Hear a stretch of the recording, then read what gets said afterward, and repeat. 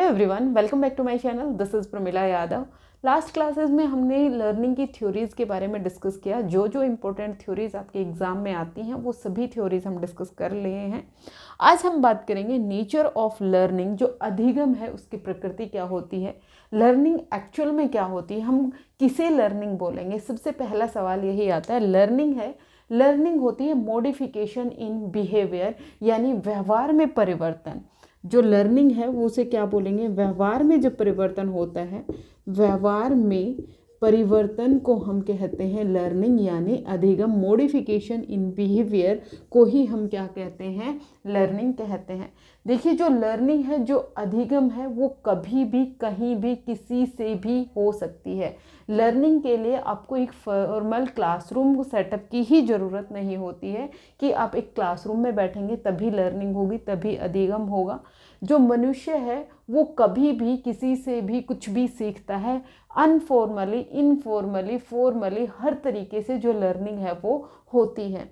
बहुत सारी चीज़ें ऐसी होती हैं जो हम अपने आसपास के इन्वायरमेंट से एक्वायर कर लेते हैं, सीख लेते हैं। जो चीज़ें हमारे सामने घटित हो रही हैं हम उनसे सीख लेते हैं। जैसे हमारी सोसाइटी की जो नॉर्म्स होती हैं, जो वैल्यूज़ होते हैं, बिलीव्स होते हैं, उनको हम अपनी सोसाइटी में होते हुए देखकर हम उनको धीरे धीरे एक्वायर कर लेते हैं, ग्रहण कर लेते हैं। लर्निंग करने के लिए ये ज़रूरी नहीं है कि सामने वाला हमसे बड़ा हो या हमसे बराबर हो। हम अपने बच्चों से भी बहुत कुछ सीखते हैं। यानी जो अधिगम है वो कभी भी किसी से भी किसी भी प्रकार से हम कर सकते हैं। अधिगम करने के लिए हमें एक फॉर्मल, एक औपचारिक क्लासरूम की ज़रूरत नहीं होती है। लर्निंग कब कहेंगे, जब व्यवहार में परिवर्तन होगा। और जो व्यवहार में परिवर्तन होगा वो सकारात्मक भी हो सकता है और नकारात्मक भी हो सकता है। सकारात्मक चेंज भी हो सकता है और नकारात्मक चेंज भी हो सकता है। सिर्फ और सिर्फ हमारी जो नेचर है उसमें सकारात्मक चेंज को ही हम मॉडिफिकेशन इन बिहेवियर यानी लर्निंग नहीं कहेंगे। अगर हमारे व्यवहार में कुछ नेगेटिविटी आई है, नकारात्मक चीज़ें आई हैं, तो भी वो लर्निंग ही होती है। दूसरी बात होती है, जो लर्निंग है, जो अधिगम है, ये परमानेंट होता है, स्थायी होता है। अगर हमारे व्यवहार में स्थायी परिवर्तन आया है, एक परमानेंट चेंज आया है, तो ही हम उसे लर्निंग कहेंगे, तो ही हम उसे अधिगम कहेंगे। अगर हमारे व्यवहार में टेम्परेरी चेंज आया है, अस्थायी परिवर्तन आया है, तो उसको हम लर्निंग नहीं कहेंगे। इसका मतलब क्या है, जैसे हमें किसी भी एक एग्ज़ाम के लिए प्रिपरेशन करनी थी, एक सब्जेक्ट हमने उस एग्ज़ाम की प्रिपरेशन के लिए पढ़ा और उसके कुछ टाइम बाद हम उसे भूल गए। ये जो चेंज आया था हमारे व्यवहार में वो अस्थायी परिवर्तन था, टेम्परेरी चेंज था। तो इस टेम्परेरी चेंज को हम लर्निंग नहीं करेंगे। लर्निंग वही होगी जो हमारे व्यवहार में स्थायी हो, परमानेंट हो, जो हमारे व्यवहार में परमानेंटली हमें दिखाई दे, वही लर्निंग होती है, वही अधिगम होती है।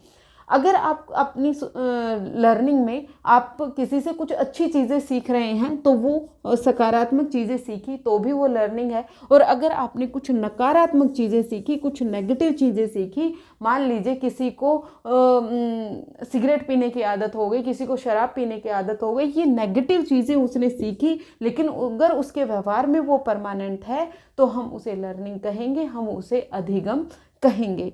दूसरी बात, जो बच्चा होता है, जन्मजात बच्चे में कोई लर्निंग नहीं होती है, बाय बर्थ बच्चे में कोई लर्निंग नहीं होती है। बाय बर्थ बच्चे में इंस्टिंक्ट होते हैं और कुछ रिफ्लेक्स एक्टिविटीज़ होती हैं। इंस्टिंक्ट का मतलब क्या होता है, जब बच्चा जन्म लेता है तो जन्म से ही बच्चे में कुछ लर्निंग पाई जाती है। जैसे जन्म लेते ही बच्चा अपनी माँ का फीड लेना शुरू कर देता है, उसे सकिंग आती है बाय बर्थ। तो बाय बर्थ जो चीज़ें बच्चे में हैं उसे हम लर्निंग नहीं कहेंगे, उसे हम अधिगम नहीं कहेंगे। जो बच्चे में इंस्टिंक्ट बिहेवियर पाया गया वो लर्निंग नहीं होती है, ये याद रखिएगा। इंस्टिंक्ट बिहेवियर क्या कौन सा होता है, जो बच्चे में जन्मजात पाया जाता है। जैसे बच्चा जन्म से ही सक करना जानता है, ये बच्चे का इंस्टिंक्ट बिहेवियर है। इंस्टिंक्ट बिहेवियर अलग होता है और लर्निंग अलग होती है, ये आप याद रखिएगा। इसके बाद बच्चे में रिफ्लेक्स एक्टिविटीज़ पाई जाती हैं। जो रिफ्लेक्स एक्टिविटीज़ होती हैं वो भी बच्चे की लर्निंग नहीं होती है। रिफ्लेक्स एक्टिविटी क्या होती है, जैसे बच्चे के सामने आप तेज़ लाइट लेके जाएंगे तो बच्चा अपनी आंखों को बंद कर लेगा। ये क्या है, ये एक रिफ्लेक्स एक्टिविटी है। अगर बच्चे का हाथ किसी गर्म चीज़ पर पड़ा तो बच्चा गर्म चीज़ से अपने हाथ को हटा लेगा। ये क्या होती है? ये रिफ्लेक्स एक्टिविटी होती है, ये बच्चे में जन्मजात पाई जाती हैं, ये इनवॉलेंट्री एक्शंस होती हैं, इन पर बच्चे का कोई कंट्रोल नहीं होता, ये रिफ्लेक्स एक्टिविटी है, ये बच्चे में जन्मजात पाई जाती है। तो जो रिफ्लेक्स एक्टिविटी और जो इंस्टिंक्ट बिहेवियर है, ये दोनों ही लर्निंग नहीं होती है। कई बार आपसे एग्जाम में पूछा जा सकता है कि रिफ्लेक्स एक्टिविटी क्या लर्निंग होती है या फिर इंस्टिंक्ट बिहेवियर क्या लर्निंग होता है। तो ये दोनों लर्निंग नहीं होती हैं। एक अस्थायी परिवर्तन है वो कभी भी लर्निंग नहीं होगा। लर्निंग तभी होगी जब कोई स्थायी परिवर्तन होगा। अगर मान लीजिए आपको फटीग हो गई, आपको थकान हो गई, आपको कोई बीमारी हो गई, आपको कोई इलनेस हो गई, उसकी वजह से जो आपकी बॉडी में चेंजेस आए, जो आपकी बॉडी में परिवर्तन आए, वो भी लर्निंग नहीं होगी। थकान, बीमारी के कारण अगर आपकी बॉडी में कोई परिवर्तन आ रहे हैं, आपके व्यवहार में कोई परिवर्तन आपको दिखाई दे रहे हैं, तो वो भी लर्निंग नहीं होती है, वो भी अधिगम नहीं होता है। अब हम बात करेंगे जो लर्निंग है वो उसका नेचर कैसा है, उसकी प्रकृति कैसी है। सबसे पहले हम बात करते हैं learning is a goal directed. Learning है वो एक लक्ष्य निर्देशित व्यवहार होता है। लर्निंग जब तक नहीं होगी, जब तक हमारे पास कोई गोल नहीं होगा, जब तक हमारे पास कोई लक्ष्य निर्धारित नहीं होगा। हम अधिगम तभी करते हैं, हम कोई चीज़ तभी सीखते हैं जब हमारे सामने कोई लक्ष्य होता है, तभी लर्निंग हो पाती है। जैसे अगर आपसे कोई पढ़ने के लिए कहें, आप नहीं पढ़ेंगे जब तक आपके सामने कोई गोल नहीं है, कोई आपका एग्ज़ाम नहीं है, तब तक लर्निंग नहीं हो पाती। लर्निंग है वो हमेशा गोल डायरेक्टेड होती है, बिना किसी लक्ष्य के लर्निंग नहीं हो पाती है। ये पहला कैरेक्टरिस्टिक होती है लर्निंग की। Learning is a process not a product, यानी जो लर्निंग है वो एक प्रक्रिया होती है, कोई उत्पाद नहीं होता है। जो उत्पाद है वो एक एक्सटर्नल प्रोडक्ट होता है। ये कैसा होता है? एक्सटर्नल होता है। और जब भी हम प्रोसेस की बात करेंगे, ये क्या होता है? इंटरनल होता है। ये क्या होता है? इंटरनल होता है, पर्सनल होता है। इसका मतलब क्या है? जब भी लर्निंग हो रही होती है, जब भी अधिगम हो रहा होता है, तो वो एक प्रक्रिया के तहत हो रहा होता है। जब भी बच्चा जन्म लेता है, जन्म से ही बच्चे में लर्निंग शुरू हो जाती है। जो लर्निंग है वो बर्थ से लेकर डेथ तक चलती रहती है। बर्थ से डेथ यानी जन्म से लेकर मृत्यु तक जो अधिगम की प्रक्रिया है वो चलती रहती है। बच्चा जैसे ही जन्म लेता है तभी से बच्चे में लर्निंग है, अधिगम शुरू हो जाता है और वो मृत्यु पर्यंत तक चलता रहता है। ये एक प्रक्रिया के तहत होता है, ये एक प्रोसेस के तहत होता है, ये एक प्रोडक्ट नहीं होता है। जैसे बच्चे ने कोई भी लर्निंग की, जैसे बच्चा कोई लैंग्वेज सीखना चाहता है, तो बच्चे ने जो लैंग्वेज सीख ली, जो लैंग्वेज स्किल्स आई, वो एक प्रोडक्ट है कि बच्चे ने वो लैंग्वेज स्किल्स हैं वो सीख ली हैं, लेकिन वो एकदम से नहीं हो जाता, वो उत्पाद नहीं होता है, वो एक प्रक्रिया के तहत होता है। तो जब भी आपसे पूछा जाए लर्निंग है वो एक प्रोसेस होता है या फिर प्रोडक्ट होता है, तो लर्निंग है वो एक प्रोसेस होता है, वो एक प्रक्रिया के तहत होता है। Learning generally involves some degree of permanence. मैं पहले बता चुकी हूँ, जो लर्निंग है, अधिगम है, उसमें सम डिग्री ऑफ परमानेंस पाई जाती है, यानी स्थायित्व पाई जाती है।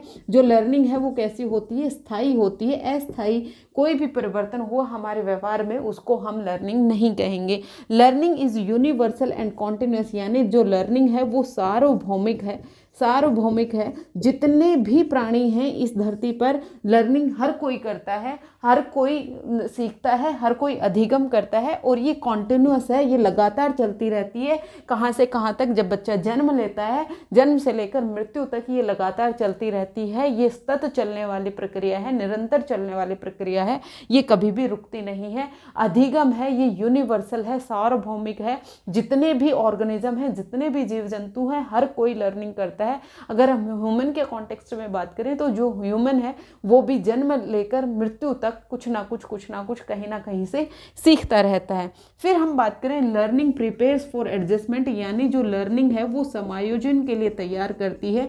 जब हम किसी भी एक नई सिचुएशन में होते हैं, उस नई सिचुएशन के साथ एडजस्ट करने के लिए लर्निंग का होना जरूरी होती है, अधिगम का होना जरूरी होता है। अगर हमें किसी पर्टिकुलर सोसाइटी में एडजस्ट होना है, समायोजित होना है, तो हमें उस पर्टिकुलर सोसाइटी के कुछ नियम कानून कायदे, जो भी रीति रिवाज हैं, जो भी कस्टम्स हैं, वो हमें सीखने होते हैं। तो ये जो सीखना हुआ, ये लर्निंग जो हुई, ये समायोजन के लिए प्रिपेयर करती है, ये एडजस्ट करने के लिए प्रिपेयर करती है। अगर हम उस पर्टिकुलर समाज सोसाइटी के अगर हम नियम कानून कायदों को नहीं सीखेंगे तो हम उस सोसाइटी में एडजस्ट नहीं होंगे और हम मल एडजस्टमेंट का शिकार हो जाएंगे, कुसमायोजित का शिकार हो जाएंगे, एकांत में रहने लगेंगे, समाज से कहीं पिछड़ जाएंगे। तो समाज में एडजस्ट होने के लिए हमें समायोजन के लिए लर्निंग का होना जरूरी होता है। लर्निंग इज ए कॉम्प्रीहेंसिव, यानी जो लर्निंग है वो एक कॉम्प्रीहेंसिव प्रोडक्ट है। इसका मतलब क्या है, लर्निंग है वो हर एक एस्पेक्ट की बात करती है, मनुष्य के लाइफ की हर एक एस्पेक्ट की बात मैं करूं, यानी वो कोग्निटिव एस्पेक्ट की भी बात करेगा, वो अफेक्टिव डोमेन की भी बात करेगा, अफेक्टिव डोमेन की भी बात करेगा और साइकोमोटर डोमेन की भी बात करेगा। साइकोमोटर डोमेन, जो डोमेन्स हैं वो 3 होती हैं, कौन कौन सी, कोग्निटिव डोमेन, एक अफेक्टिव डोमेन और एक साइकोमोटर डोमेन। जो लर्निंग है वो कॉम्प्रिहेंसिव होती है और तीनों ही डोमेन्स में होता है। ये नहीं होता कि जो लर्निंग है वो सिर्फ और सिर्फ संज्ञान से रिलेटेड होती है, सिर्फ और सिर्फ कोग्निशन से रिलेटेड होती है। लर्निंग है वो अफेक्टिव, यानी हमारे जो इमोशंस हैं, जो भी हमारे भाव हैं, उन सब से भी रिलेटेड होती है, साइकोमोटर भी होती है। तो लर्निंग की क्या है, तीनों डोमेन्स में होती है learning. It is the organising of experiences. जो लर्निंग है वो सिर्फ और सिर्फ फैक्ट्स को इकट्ठा करना नहीं होता है, नॉलेज को इकट्ठा करना नहीं होता है। जब भी बच्चा जन्म लेता है, जन्म से लेकर बच्चे अपने एक्सपीरियंस, अनुभव है वो गेन करता है। किसी भी कोई भी काम करेगा तो उसे एक अनुभव मिलेगा, उसे एक एक्सपीरियंस मिलेगा। उन सभी एक्सपीरियंस को ऑर्गेनाइज करता हुआ बच्चा सीखता है। उसने एक चीज़ सीखी, फिर उस चीज़ को बेस बनाकर वो दूसरी चीज़ सीखेगा, उसको बेस बनाकर वो तीसरी चीज़ सीखेगा। तो जो लर्निंग है वो सिर्फ और सिर्फ फैक्ट्स को इकट्ठा करना नहीं होता है, सिर्फ और सिर्फ नॉलेज इकट्ठा करना नहीं होता है। ये क्या होता है, ऑर्गेनाइजेशन ऑफ एक्सपीरियंस होता है। अनुभव को ऑर्गेनाइज करना ही क्या होता है, लर्निंग होती है। ये है नेचर ऑफ लर्निंग। आपको याद रखना है, लर्निंग है वो गोल डायरेक्टेड बिहेवियर होती है। लर्निंग है वो एक प्रोसेस होती है, नॉट ए प्रोडक्ट। लर्निंग है जनरली परमानेंट होती है, अगर टेम्परेरी है तो वो लर्निंग नहीं है। लर्निंग यूनिवर्सल होती है, सार्वभौमिक होती है और ये कंटिन्यूस चलती रहती है, बर्थ से लेकर डेथ तक चलती रहती है। लर्निंग है वो हमें एडजस्टमेंट के लिए तैयार करती है। लर्निंग कॉम्प्रिहेंसिव होती है। इसका मतलब क्या है, इसमें कोग्निटिव, अफेक्टिव और साइकोमोटर तीनों डोमेन्स शामिल होती हैं। It is organising of experience. ये अनुभव को ऑर्गेनाइज करने को ही हम लर्निंग कहते हैं। जो लर्निंग है अगर परमानेंट चेंज है तो ही वो लर्निंग है, अगर टेम्परेरी चेंज है तो वो लर्निंग नहीं है। इंस्टिंक्ट बिहेवियर और रिफ्लेक्स एक्टिविटी लर्निंग नहीं होती है। अगर आपके व्यवहार में कोई भी चेंज आया है, बीमारी के कारण, फटीग के कारण, इलनेस के कारण, आपकी कोई ड्रग लेने की आपको आदत हो गई, एक्सीडेंट के कारण, ये जितने भी चेंजेस आए ये सब लर्निंग नहीं होते हैं। लर्निंग है वो पॉजिटिव चेंज भी लेके आ सकती है और नेगेटिव चेंज भी लेके आ सकती है। एक इम्पॉर्टेंट लाइन और है, अनलर्निंग इज ऑल्सो लर्निंग। मतलब अगर आप किसी चीज़ को भूलकर एक नई चीज़ सीख रहे हैं तो वो भी लर्निंग होती है। किसी चीज़ को भूलना, कोई नई चीज़ सीखने के लिए जब आप किसी चीज़ को भूल रहे हैं तो भी वो लर्निंग होती है। ये थी आपकी नेचर ऑफ लर्निंग। अब हम बात करते हैं, एक इम्पोर्टेंट पॉइंट आता है maturation and learning. Maturation and learning है वो दोनों बहुत ज़्यादा क्लोजली रिलेटेड हैं। उन दोनों में डिफ्रेंशिएट कर पाना बहुत मुश्किल होता है, लेकिन जो मैच्योरेशन है और जो लर्निंग है, कुछ चेंजेस हमारी बॉडी में आते हैं वो मैच्योरेशन के कारण आते हैं और कुछ जो चेंजेस हमारे व्यवहार में आते हैं वो लर्निंग के कारण आते हैं। तो ये डिफ्रेंशिएट करना मुश्किल हो जाता है कि कौन से चेंज हैं वो लर्निंग के कारण आए हैं और कौन से चेंज है वो मैच्योरेशन के कारण आए हैं। हम बात करते हैं learning and maturation. Learning and maturation की हम बात करें, लर्निंग को हम कहेंगे अधिगम और मैच्योरेशन को हम कहेंगे परिपक्वता। परिपक्वता, इनको आप आराम से समझिए। लर्निंग एंड मैच्योरेशन की जब हम बात करें, लर्निंग को हमने बहुत अच्छे से समझा, लर्निंग किसे कहेंगे। मैच्योरेशन क्या होती है, मैच्योरेशन है वो डायरेक्टली रिलेटेड होती है डेवलपमेंट से। डेवलपमेंट से, यानी मैच्योरेशन है वो किससे, डेवलपमेंट यानी विकास से रिलेटेड होती है।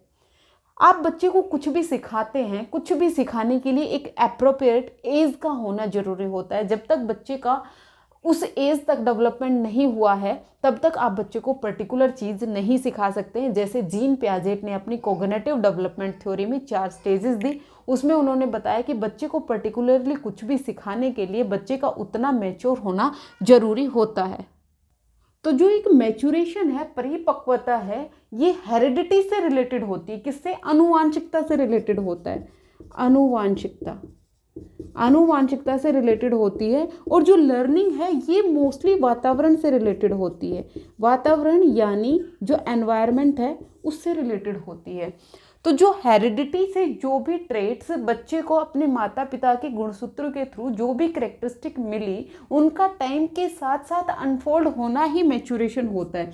जो भी ट्रेट्स, जो भी करेक्टरिस्टिक उसे अपने माता पिता के थ्रू मिली, वो एकदम से अनफोल्ड नहीं हो जाती। जैसे जैसे टाइम बीतता है, जैसे जैसे उसकी उम्र बढ़ती है, वैसे वैसे जो ट्रेट्स हैं वो अनफोल्ड होती हैं और बच्चे के व्यवहार में हमें दिखाई देती हैं। जो मैच्योरेशन है वो एकदम नेचुरल प्रोसेस है। उसमें कोई भी जो चेंज आया, जो भी आपको चेंज दिखाई दे रहा है, वो किसी एक्सपीरियंस के कारण नहीं है, वो किसी एक्टिविटी के कारण नहीं है, वो किसी एफर्ट के कारण नहीं है।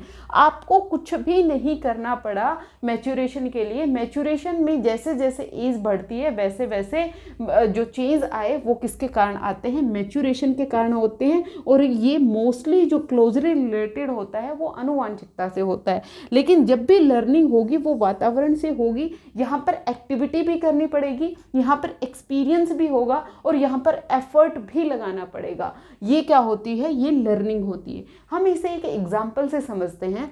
जैसे जो बच्चा होता है, जब वो जन्म लेता है तो वो लेटा रहता, वो बैठ नहीं सकता। जब तक बच्चा 6 से 7 महीने का नहीं होता तब तक आप उसे चाहे कितना भी बैठना सिखाएं, वो बैठ नहीं सकता है। जब वो 6-7 महीने का हो जाता है तो वो अपने आप बैठना सीख जाता है। ये किसके कारण हुआ? ये मैच्योरेशन के कारण हुआ। जब बच्चा 12 महीने के आसपास होता है, 10 से 12 महीने में होता है, तो वो चलना सीख जाता है। तो ये किसके कारण हुआ? मैच्योरेशन के कारण हुआ। यहाँ पर कोई भी एक्सपीरियंस नहीं काम आया, यहाँ पर कोई भी एक्टिविटी काम नहीं आई। हालांकि जो मैच्योरेशन और लर्निंग है ये दोनों बहुत ज़्यादा क्लोजली रिलेटेड हैं। बहुत सारे कॉन्सेप्ट ऐसे हैं जहाँ पर हम ये डिफ्रेंशिएट नहीं कर सकते कि ये मैच्योरेशन के कारण हुआ और ये लर्निंग के कारण हुआ। जैसे हम एग्जाम्पल के लिए लें, जो मछली होती है, फिश होती है, वो जन्म से ही तैरना जानती है। जो बर्ड्स हैं वो जन्म से ही उड़ना जानते हैं। लेकिन अगर हम एक ह्यूमन बीइंग की बात करें तो ह्यूमन बीइंग को स्विमिंग सीखनी पड़ती है। वो मैच्योरेशन भी चाहिए होती है कि स्विमिंग करने के लिए उसे उतना परिपक्व होना जरूरी होता है, लेकिन उसे साथ में लर्निंग भी करनी पड़ती है। लेकिन जो फिश होती है उसे लर्निंग नहीं करनी पड़ती, वो स्वतः ही स्विमिंग करना जानती है। बर्ड्स हैं वो स्वतः ही फ्लाई करना जानते हैं। तो यहाँ पर जो डिफ्रेंशिएट कर पाना बहुत मुश्किल हो जाता है कि कौन सी चीज़ें हैं वो मैच्योरेशन के कारण हो रही हैं और कौन सी चीज़ें लर्निंग के कारण हो रही हैं। जो अनफोल्डिंग ऑफ ट्रेट्स हैं, जो भी गुणसूत्र के थ्रू, जो भी करेक्टरिस्टिक बच्चे को अपने माता पिता के थ्रू मिले, उनका टाइम के साथ अनफोल्ड होना, यहाँ पर जो एज है वो इम्पोर्टेंट होती है। जैसे जैसे टाइम बढ़ेगा वैसे वैसे बच्चे में मैच्योरेशन आती है, जैसे जैसे बच्चे में मैच्योरिटी आती है। और एक मैच्योरिटी लेवल के आने के बाद ही हम उस पर्टिकुलर स्टेज में हम बच्चे को कुछ सिखा सकते हैं, लर्निंग करवा सकते हैं। यानी मैच्योरेशन के बिना लर्निंग संभव नहीं है। जब तक बच्चे में मैच्योरिटी नहीं आएगी हम बच्चे में लर्निंग नहीं करवा सकते। लर्निंग के लिए एक्सपीरियंस का होना जरूरी है, एक्टिविटी का होना जरूरी है, एफर्ट लगाने पड़ते हैं लर्निंग के लिए। लेकिन मैच्योरेशन के लिए ये सब हमें नहीं करना पड़ता है। तो ये कॉन्सेप्ट होता है लर्निंग एंड मैच्योरेशन का। और एक आता है लर्निंग एंड टीचिंग का। लर्निंग एंड टीचिंग, देखिए, जो अगर हम टीचिंग की बात करें, अगर हम शिक्षण की बात करें तो शिक्षण है वो एक आर्ट भी है और एक साइंस भी है। कई बार पूछा गया है टीचिंग है वो एक आर्ट है या फिर साइंस है या दोनों है। टीचिंग है वो एक आर्ट भी है और एक साइंस भी है। टीचिंग एक साइंस है क्योंकि यहाँ पर हमें पेडागोजिकल मेथड्स की ज़रूरत पड़ती है। टीचिंग एक आर्ट है कि कोई भी टीचर एक ही सब्जेक्ट को कितना बेहतर तरीके से पढ़ा सकता है। दो सेम टॉपिक आप दो अलग अलग टीचर्स को दो, एक टीचर है वो उसे बहुत अच्छे से पढ़ा सकता है, एक टीचर उतना बेहतर नहीं पढ़ा सकता। तो जो टीचिंग है वो आर्ट भी होती है और टीचिंग है वो एक साइंस भी होती है। जब भी टीचिंग होगी ये ज़रूरी नहीं है कि वहाँ पर लर्निंग भी हो रही हो, क्योंकि जो टीचिंग है वो तो डिपेंड करती है टीचर पे, शिक्षक पे, कि शिक्षक किस तरह से पढ़ा रहा है। लेकिन अगर शिक्षक चाहे कितना भी अच्छा पढ़ा रहा हो, अगर बच्चे सीखने के लिए रेडी नहीं हैं, अगर वो लर्निंग करने के लिए तैयार नहीं है, तो वहाँ पर लर्निंग नहीं होगी। लर्निंग के लिए टीचिंग का होना ज़रूरी नहीं है, लेकिन ये ज़रूरी नहीं है कि टीचिंग हो वहाँ पर लर्निंग भी हो। लर्निंग है वो बिना टीचिंग के भी हो सकती है, बच्चा कहीं से भी कुछ भी सीख लेगा, लेकिन अगर टीचिंग हो रही है वहाँ पर ज़रूरी नहीं है कि लर्निंग भी हो रही हो। ये कॉन्सेप्ट था आपका learning maturation, learning and teaching का, और नेचर ऑफ लर्निंग आज हमने डिस्कस किया। होपफुली आपको ये टॉपिक इतना क्लियर हो गया होगा। मिलते हैं नेक्स्ट क्लास में फिर से। Thank you very much.